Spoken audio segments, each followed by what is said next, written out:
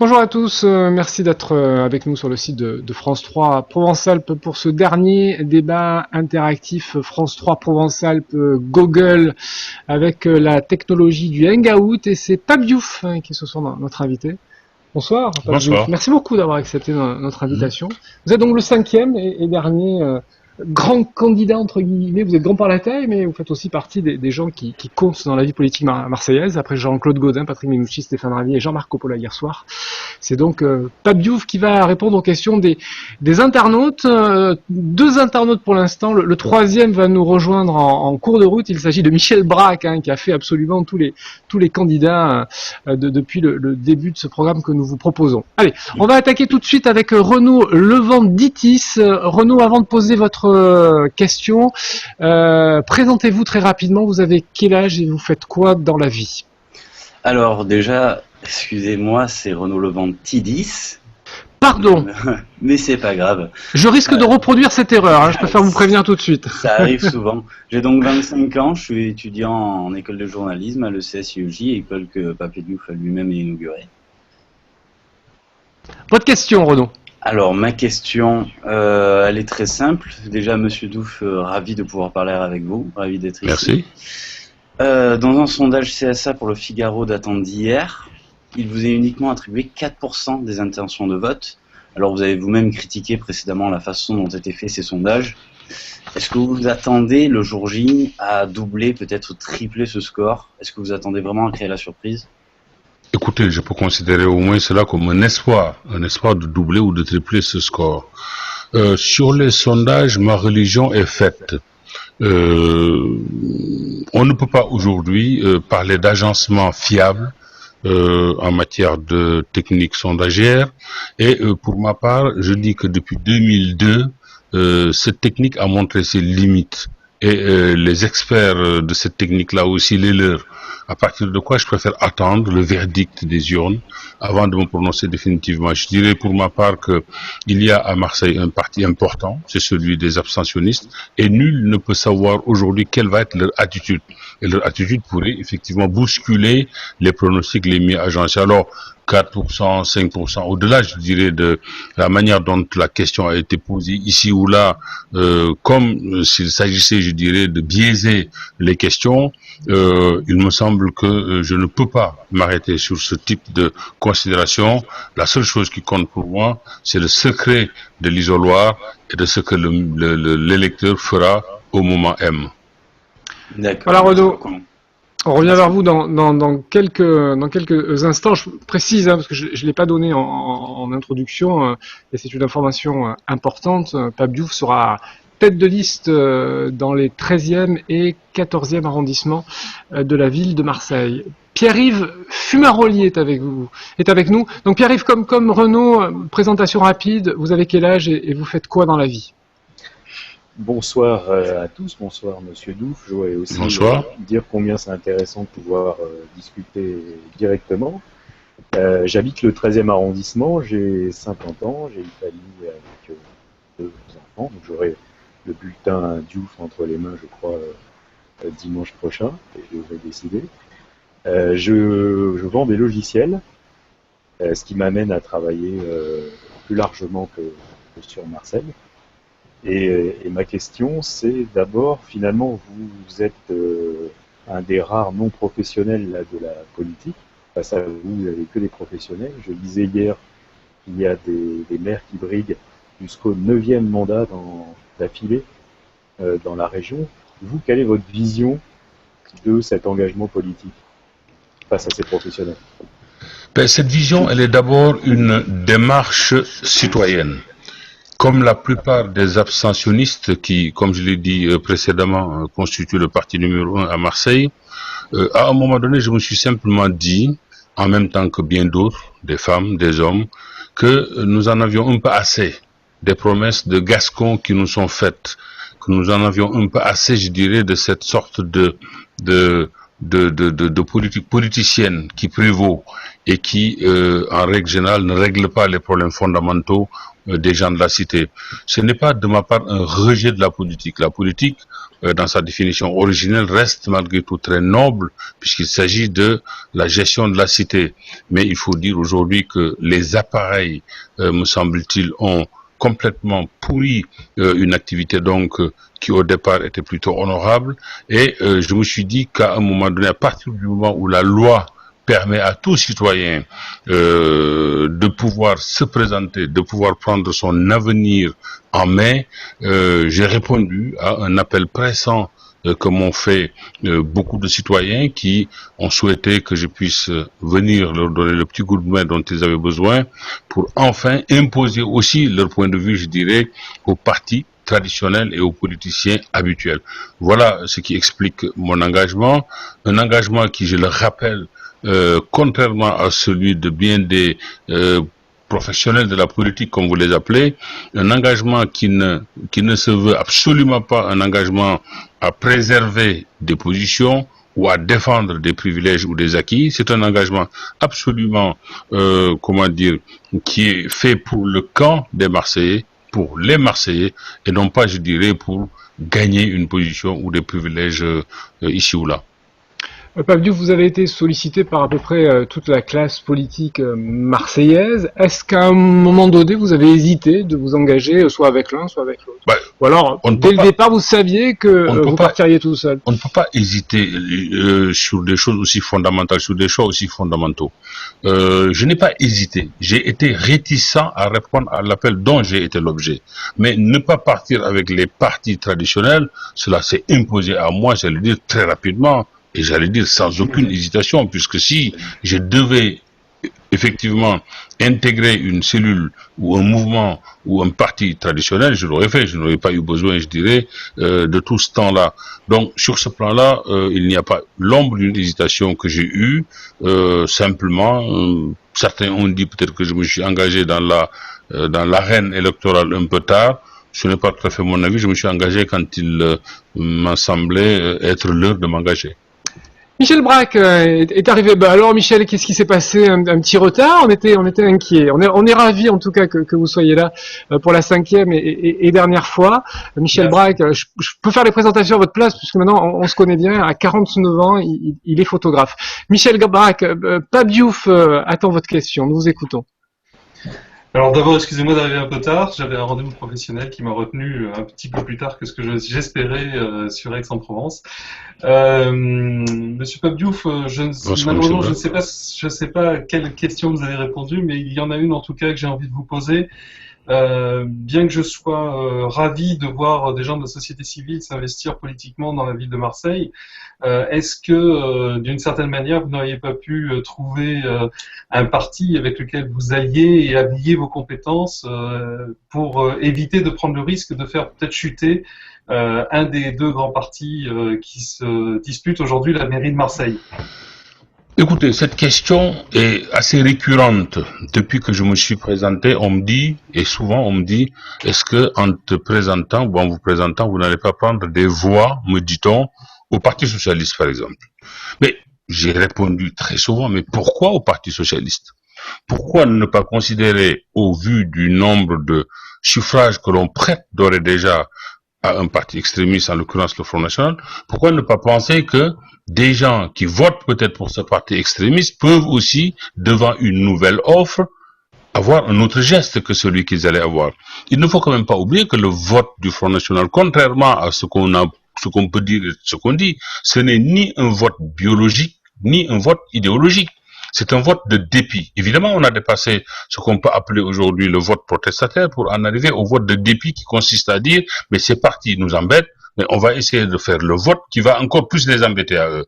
Et ce vote-là, c'est celui qui donne ce taux aussi important à un parti extrémiste. Mais pourquoi penser simplement que c'est au Parti Socialiste éventuellement que je prendrai des voix? Mais à la limite, je vais même vous dire mieux.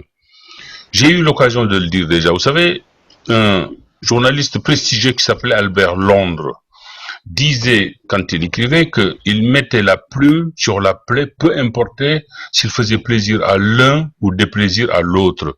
Alors sachez qu'au moment précis où j'ai pris la décision de m'engager dans cette action publique, j'étais dans cet état d'esprit-là. C'est-à-dire, je ne me suis pas posé la question de savoir est-ce que je prenais des voix à l'un ou à l'autre, mais est-ce que j'étais bien et résolument dans le camp des Marseillais qui en avaient assez de cette pratique politicienne. Mais si effectivement on vous pose ce genre de questions, Pape Diouf, c'est parce que dans une autre vie, vous avez été journaliste, vous avez travaillé à la Marseillaise, vous avez toujours affirmé que vous étiez plutôt un homme de gauche. Donc effectivement, mécaniquement, on peut supposer que les voix qui se portent sur vous, se seraient peut-être portées sur Patrick Mennucci. Mais être un homme de gauche, c'est quoi?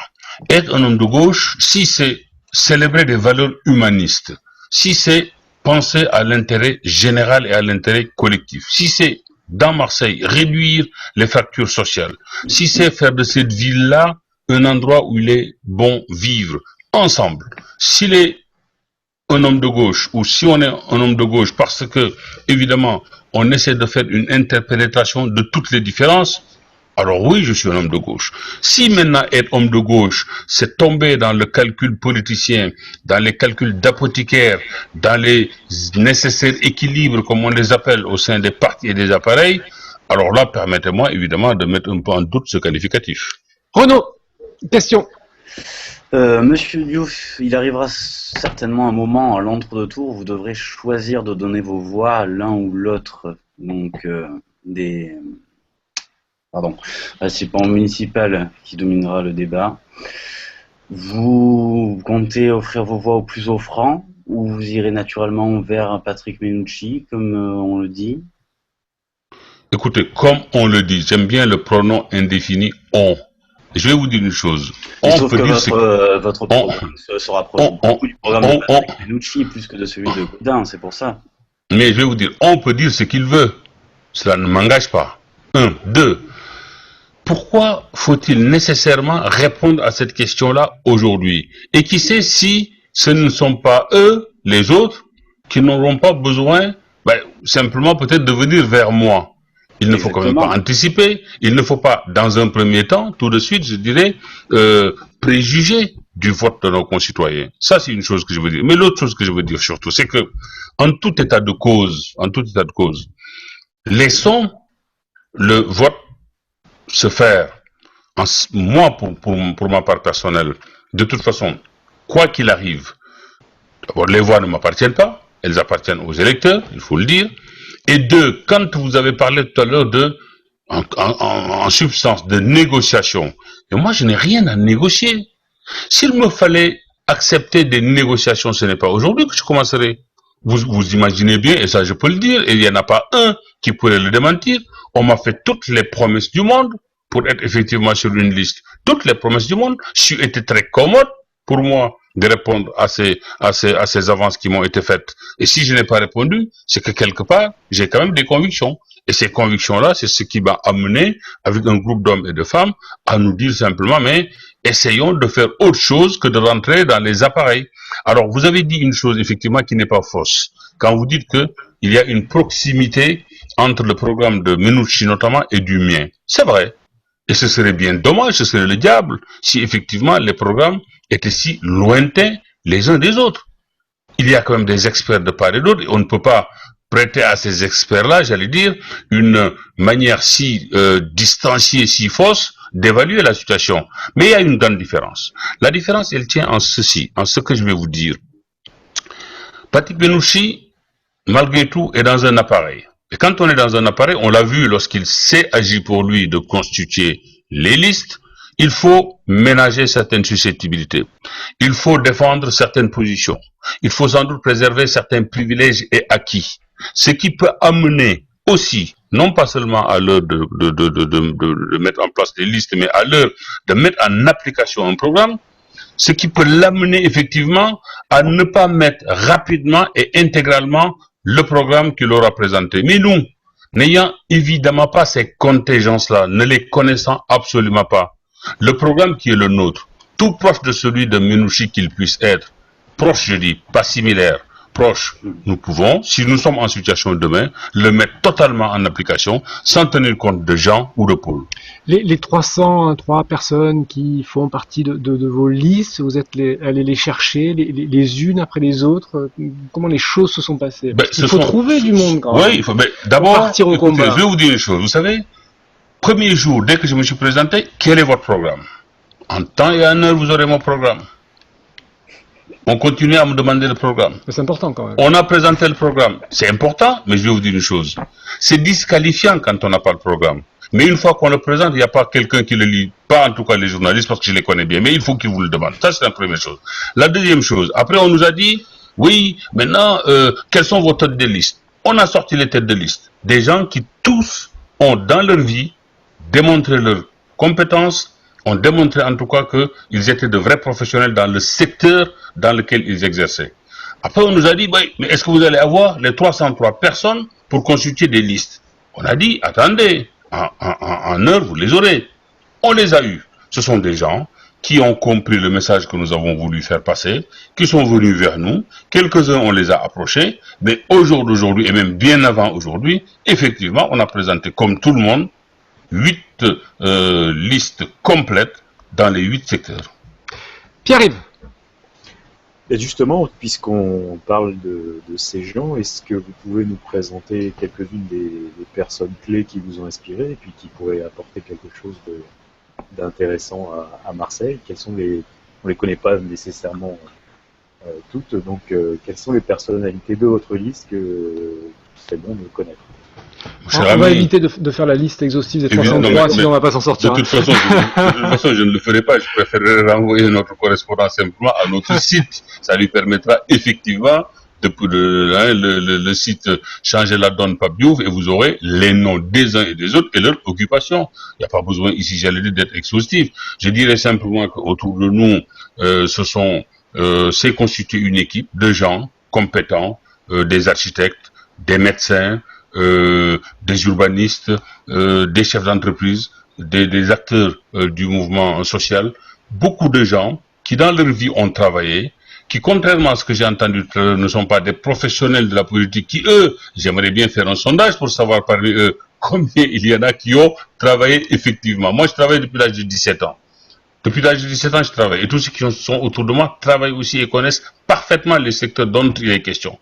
Parce, je veux dire, ceux qui aujourd'hui se réclament d'une certaine expérience sans jamais avoir travaillé, sinon je dirais dans la parole et dans le verbiage. Alors, oui, si vous voulez connaître les noms de ces gens-là, il suffit de vous connecter effectivement sur notre site, vous les aurez. Mais faites-moi confiance que les gens, ces gens-là, ont tous, en tout cas, une familiarité de ce qu'est la vie professionnelle, véritablement. Et ils sont tous capables, en faisant l'inventaire de leurs compétences respectives, capables, je dirais, de régler, ou en tout cas d'apporter des solutions aux problèmes dont souffre aujourd'hui la ville. Michel.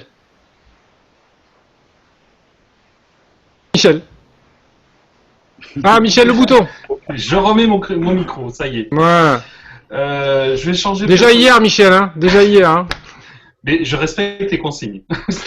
Allez-y. Alors, je vais simplement vous interroger sur l'emploi parce que à chaque candidat que j'ai pu voir dans ces débats, j'ai posé cette question-là, c'est comment redynamiser l'emploi dans la ville. Et je lis dans les axes de votre contrat citoyen que vous souhaitez créer une dynamique autour des petites entreprises, des TPE en fait. Et donc du coup, je suis très concerné et j'aimerais savoir comment vous envisagez de renforcer cette dynamique. Vous savez, je vais vous dire une chose. J'ai toujours refusé d'isoler les problèmes. Le problème de l'emploi, pour moi, n'est pas un problème qu'on se doive d'isoler, alors qu'il y a le problème des transports, alors qu'il y a les problèmes du mal logement, le problème de la malformation, des problèmes comme ça qui sont transversaux. Et je vais vous dire une chose. Pour nous, si nous avons placé au centre de nos préoccupations la formation et l'école, c'est précisément pour pouvoir donner aux plus jeunes aujourd'hui qui constituent la plus grande partie de l'armée des chômeurs, nous souhaitons donner à ces jeunes-là la possibilité de se former au métier d'aujourd'hui et au métier de demain. Cela dit, on ne peut jamais dans ce genre d'émission rentrer techniquement dans les problèmes pour les expliquer. Et moi, je ne veux absolument pas, parce que je ne suis pas un homme politique, en tout cas dans le sens où on l'entend, je ne veux pas sortir de mes poches des fiches qui auront été établies par des spécialistes ou par des pseudo-spécialistes et vous tenir ici un discours technique sur l'emploi. Sachez simplement que pour nous, l'emploi en tout état de cause, d'abord, est un problème national, pas seulement local. C'est un problème qui requiert de la part de l'État aussi une démarche, je suppose de la part de l'État une politique, une vraie politique sur laquelle nous, si on était en situation, nous souhaiterions pouvoir avoir une influence. Il y a aussi des aménagements de type local qu'il faut nécessairement amener pour essayer, outre le fait de prioriser différemment les choses, mais peut-être de faire en sorte que les sociétés qui sont là dans le périmètre puissent bénéficier de certains aménagements, de certains avantages qui peuvent permettre effectivement de résorber le chômage, mais aussi de faire en sorte d'attirer à Marseille, puisque l'image de la ville, malheureusement, aujourd'hui ne permet pas cette démarche-là, de restaurer l'image de Marseille, de manière à pouvoir attirer ici aussi, j'allais dire, des entreprises étrangères qui pourraient s'y installer et peut-être nous aider à résorber le chômage. On retrouve... Oui, Michel, allez-y, je vous prie. Je voulais juste aller un petit peu plus loin dans la question. Vous parlez de l'éducation. Moi, ce que j'entends souvent chez des jeunes, c'est la recherche du CDI magique. J'entends souvent la recherche de l'emploi dans une entreprise, mais qu'est-ce que vous diriez à des jeunes pour les inciter à aller vers l'entrepreneuriat?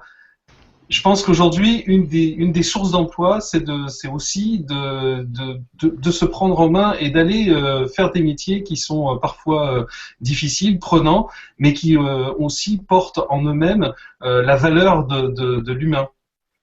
Mon cher Michel, permettez-moi de vous appeler ainsi.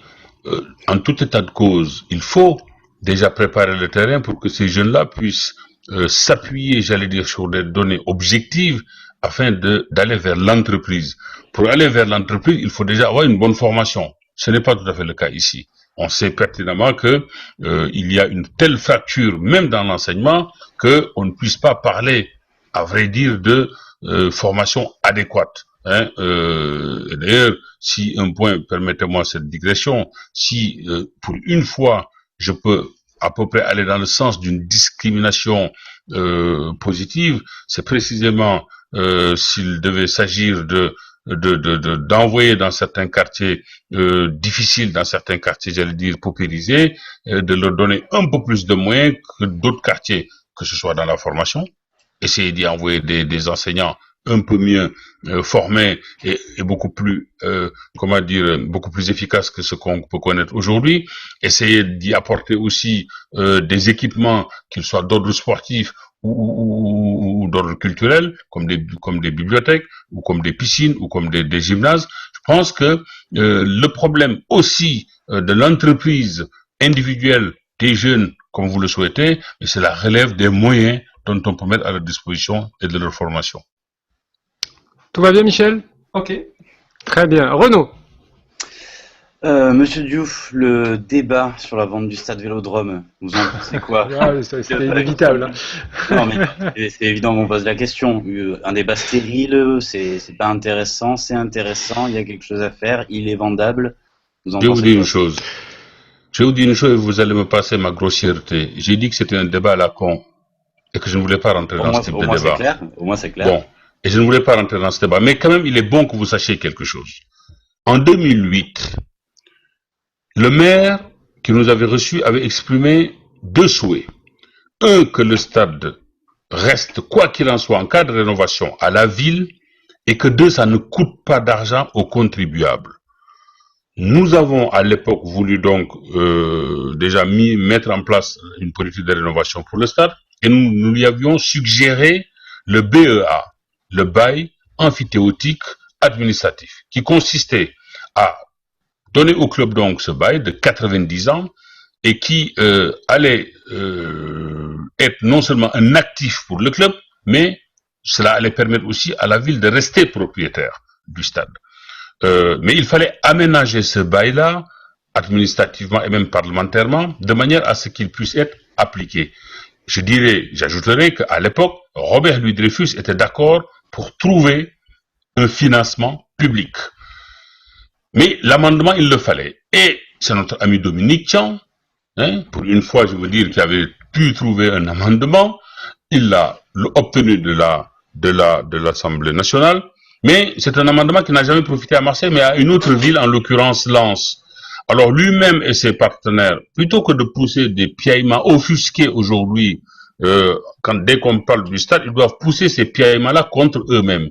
Puisque sans comprendre pourquoi, le maire à qui on avait quand même, qui souhaitait deux exigences, c'est-à-dire que le stade, reste à la ville et ne coûte rien aux contribuables, le maire a décidé, finalement, non, de ne pas nous suivre dans notre proposition, mais bien plus tard de faire un PPP. Bon, un partenariat privé-public, qui non seulement va coûter à la ville plus de 13 millions d'euros chaque année, il faut le savoir, mais il semblerait que le maire a changé d'avis parce que des études avaient été faites par son secrétaire général, des études qui ont dû peut-être monter autour de 200 ou 300 000 euros. Et que peut-être il fallait donner raison à son secrétaire général. Alors, quand aujourd'hui on revient pour me reparler d'un débat sur le stade Vélodrome, j'ai envie de sourire. Et puis même, maintenant pour être encore plus factuel, qui voudrez-vous aujourd'hui qui se présente comme acquéreur du stade? Et pourquoi faire? Sur les 13 millions d'euros, Jean-Claude Gaudin dit que le financement sera en partie pris par l'Olympique de Marseille avec une augmentation du loyer.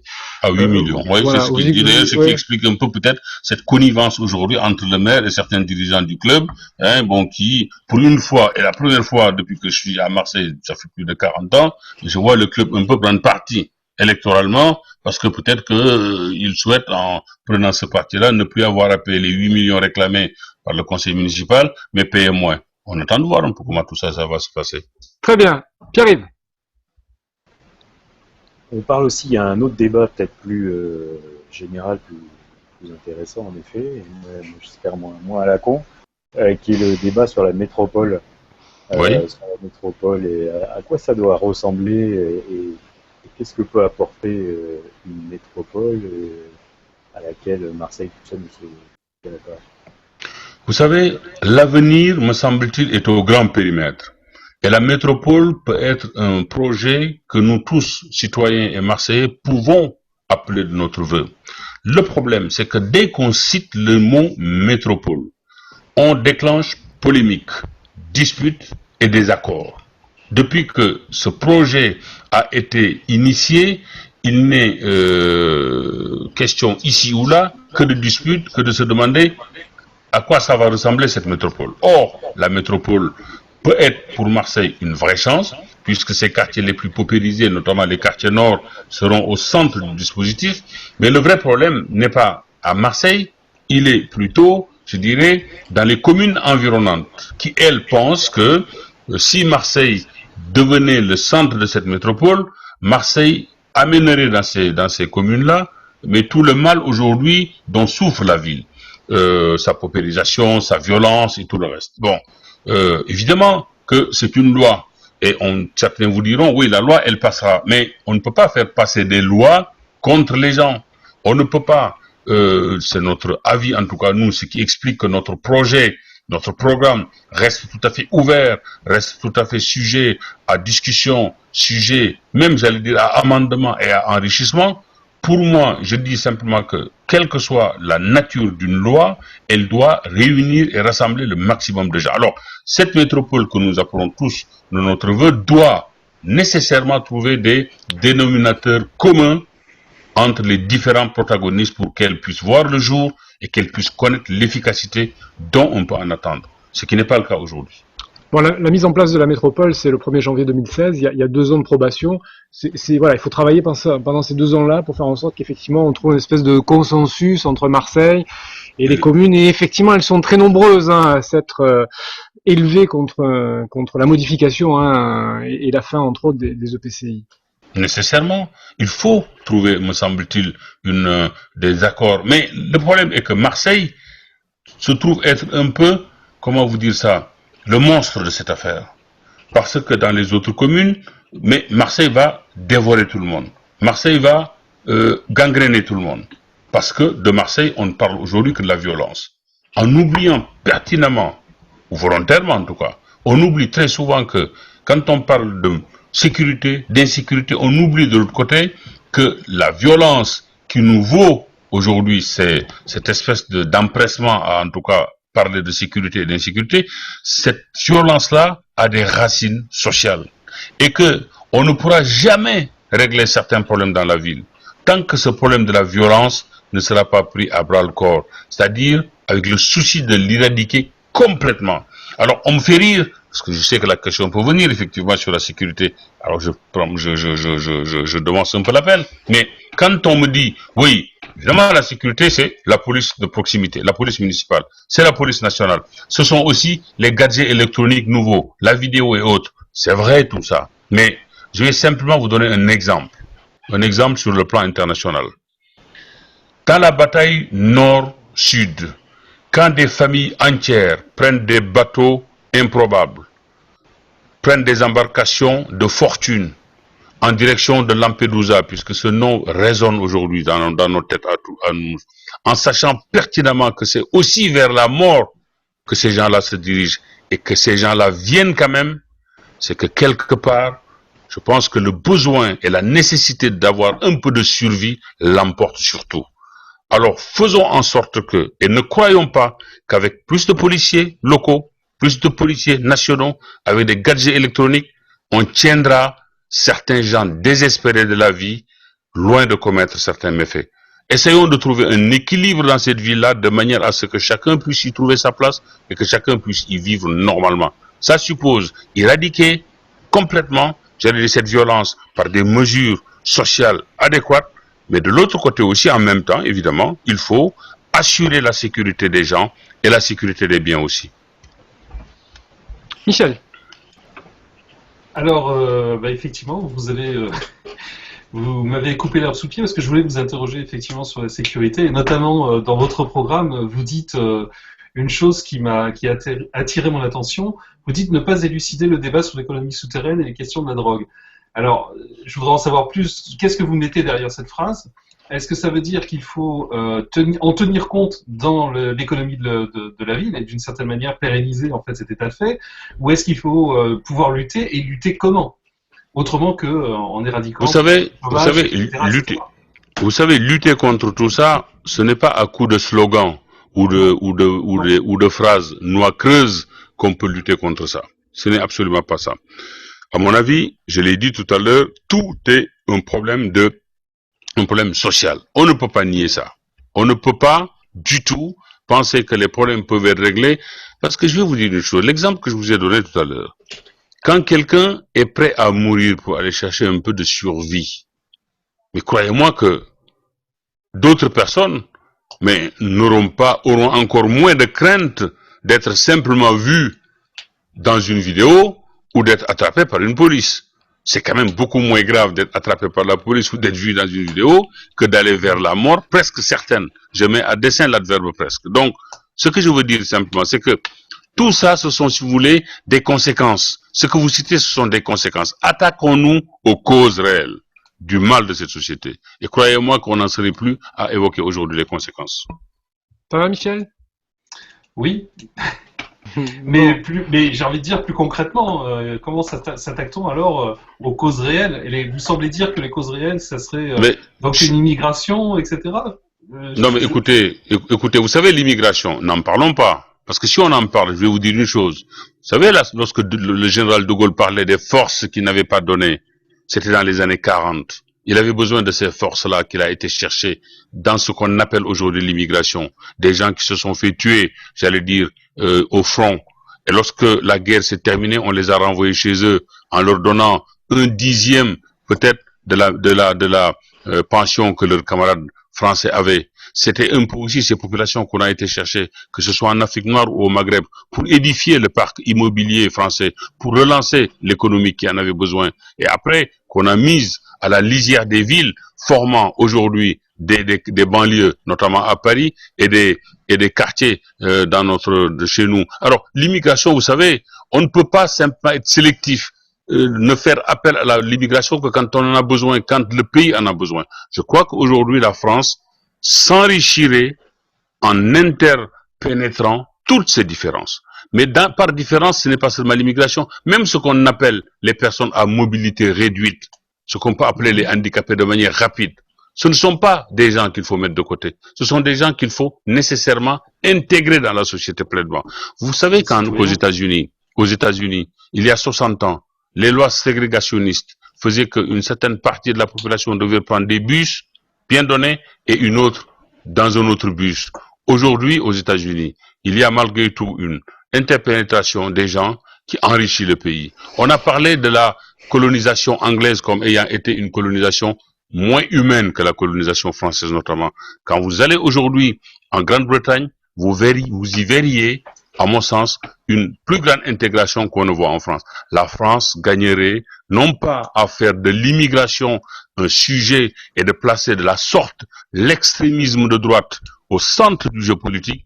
Il faut simplement arriver, me semble-t-il, évidemment, à légiférer tout, mais à intégrer des différences de manière à faire de ce pays une vraie force. Allez, dernière question avec Renaud. Alors, j'ai eu la chance de voir Jean-Claude Gaudin ce matin en conférence qui a dit avoir fait pour les quartiers nord ce que personne n'avait jamais fait, qu'il avait fait son maximum.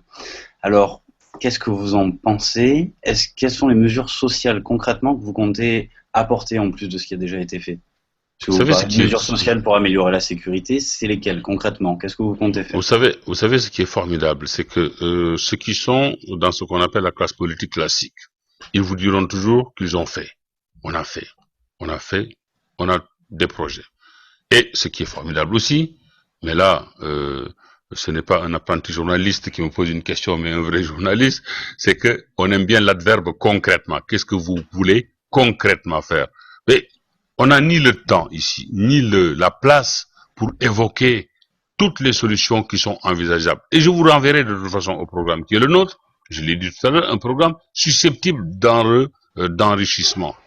Et ça veut dire que notre programme reste ouvert et quiconque peut y apporter sa part de réflexion, peut l'amender, peut nous aider à le rendre infiniment plus fort.